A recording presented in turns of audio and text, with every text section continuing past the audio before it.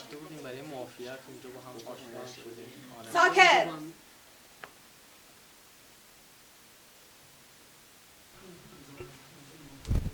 ساکت! به نام خدا.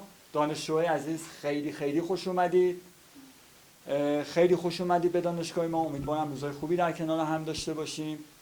امروز میخوایم به علاوه که معرفی خودتون رو داشته باشیم، خوابگاهتون رو بهتون نشون بدیم و کارهایی که میخوایم ما انجام بدیم.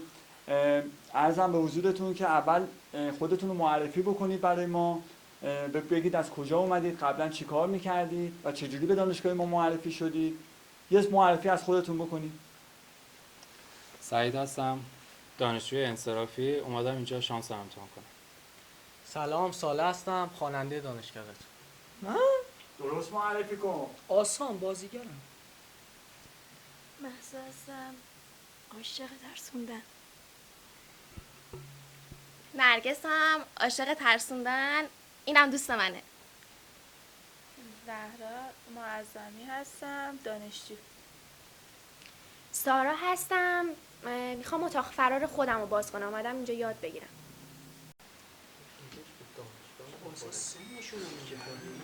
ببین چه در میزنم.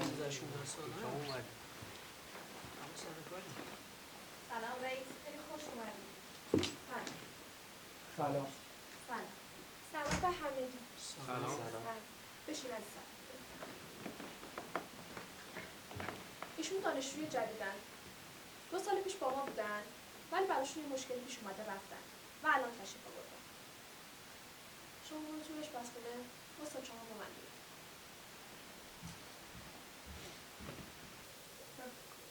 پلیس اومده؟ آره. بازیگره چی؟ آره. اونی که می‌خواستی شب پول دارشه چی؟ آره اونم اومد.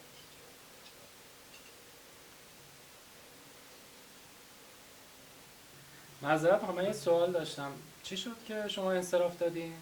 حقیقتش 2 سال پیش پدرم فوت کردن، به همون علت انصراف دادم.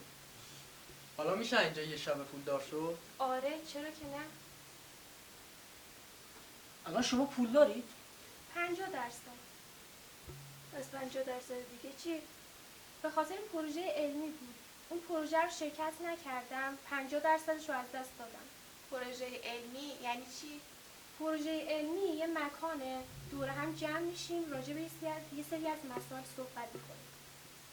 چطور میتونیم این پروژه رو تموم کنیم؟ به گروه 2 الی 3 نفره تقسیم میشیم. اون موقع که تو اینجا بودی، استادا چند نفر بودن؟ 2 تا 3 تا. پس اون دختری که تو آشپزخونه است کیه؟ نمیدونم، فکر کنم یکی از آشناهای استاده. میگم راستی چجوری میخواین امانت کنم؟ فلش رو بگیر. بعد بچه ها دیگه که داخل فلش رو بذار. این چیه؟ توضیحاتی که باید به بچه ها بدی داخل فلش ضبط شده. باش. المیرا، بله. سوتی دادی؟ رئیسم دیده. حواست به خودت باشه. بچه ها خداحافظ. خدا نگهدار. بچه‌ها به این ویدیویی که الان میخوام بزنم خوب توجه کنید. این ویدیو به شما میگه که اینجا باید چی کار بکنید.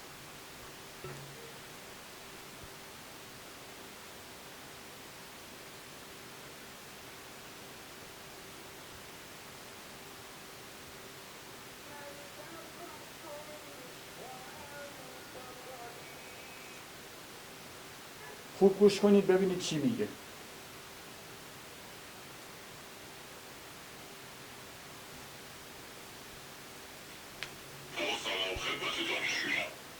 درس اولی که رو بانک تحویل تشکیل دادن اونو و حمایت کردن اپلیکیشن در تمامی درس ها شروع میدن. خب تغییر با دقت به حرفهای من گوش بکنید چون تکراری از حرفهای من صورت نمیگیرید. امیدوارم که خوبی یاد بگیرید. اگر خلاص این باشد شما بدون هیچ معاشرتی هست خواهید شد. درس را با مثالی از خونه شروع کنید. این یک ارز دیجیتال است. شما باید قبل از شروع استخراج این ارز دیجیتال آگاهی خود را نسبت به آن بالا ببرید.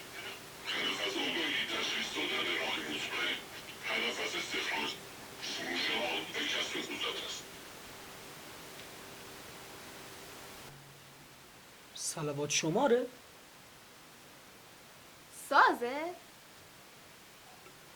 بازیه؟ چه نوع بازیه؟ بعد از آگاهی کامل به سمت زیر مجموعه میره. زیر مجموعه کیست؟ زیر مجموعه به تعداد کسانی گفته می شود که از اعتماد و اعتماد شما دعوت به این کار می شود و از شما حرف شنوی دارد. زیر مجموعه چیه؟ یه شبه پولدارمون میکنه؟ به درد ترسوندن میخوره؟ هیچ. ببین چی میگه.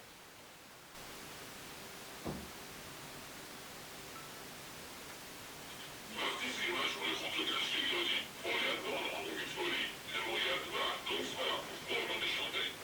همانطور که براتون شرط دادم شما وارد این دانشگاه شدید و هیچ آگاهی نسبت به این دانشگاه و عاقبت آن ندارید. این دانشگاه هیچوقت بی‌هدف تصمیم گیری نکرده است. پس بدانید حضور شما در کنار هم و در این کلاس بی‌هدف نبوده است. چجوری از درون ما خبر داریم؟ مسیر پیمایش کرمان رو میبینن. یعنی میدونم من چه بدبختی کشیدم؟ با درون شما چیزی دیده‌اید که خودتان از آن رو می‌آیید. هدف ما از گردآوری شما این است که شما را به جاهای بالایی برسانیم که لایق آن است. هر یک از شما ضد مریضهایی دارید که هر کدام از شما محول یکدیگر است. فرض کنید شما لیدر یک پولکویز است. با دقت و آگاهی بالا شرکت خود را قدرتمندتر و بزرگتر کنید.